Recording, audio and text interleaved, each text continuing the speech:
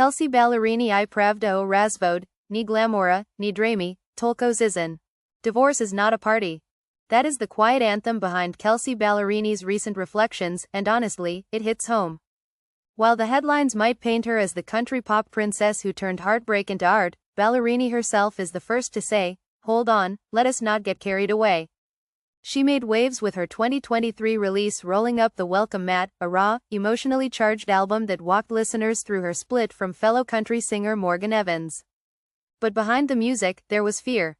The night before the album dropped, she admits, "I was terrified." And who would not be? Pouring your personal life into the world is not exactly a quiet move. But then something happened, people listened, and more importantly, they connected. Ballerini woke up the next morning to something unexpectedly comforting. It's okay, she remembers thinking. People are finding this and connecting with this. Vulnerability met resonance, and a new chapter began. Still, let us be clear. She is not out here passing out divorce club memberships. "I try to never celebrate it until I know if it's a good thing," she told Elle. "I don't ever want to be a poster child for divorce." And can you blame her? The story is layered, real, bittersweet. Fans now show up to concerts with signs like "just got a divorce," and while the message might feel celebratory, Kelsey's response is refreshingly human. "Are you okay?" she always asks. Because sure, there is freedom in breaking away from something broken, but it is not always a clean escape. Divorce may need to be destigmatized, but glamorized? That is a different conversation.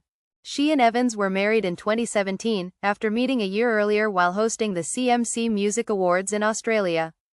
5 years later, they took to Instagram to share their separation. Kelsey's words were calm but telling.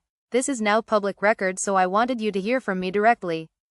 Evans mirrored the sadness in his own message, writing, "I wish it were otherwise, but sadly it is not." 3 years down the line, she is in a different world. "My life is unrecognizable from how it was," she admits, almost with a sigh of relief. And who has been part of this next act? Actor Chase Stokes, best known for his role in Outer Banks. Since January 2023, the two have been building something quieter, steadier. They make time for each other, even if it means crossing the country.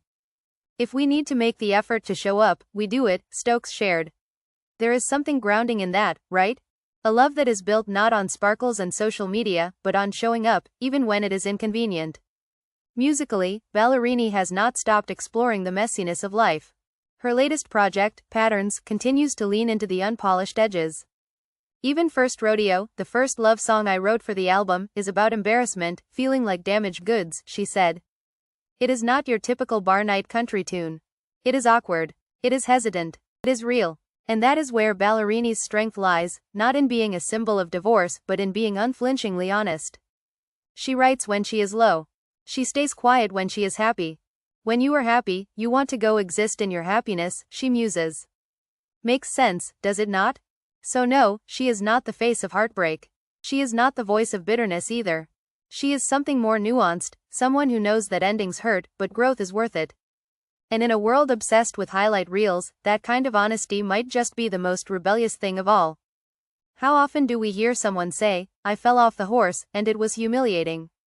But here she is, guitar in hand, turning bruises into verses, and letting the rest of us know, we are not alone in the tumble.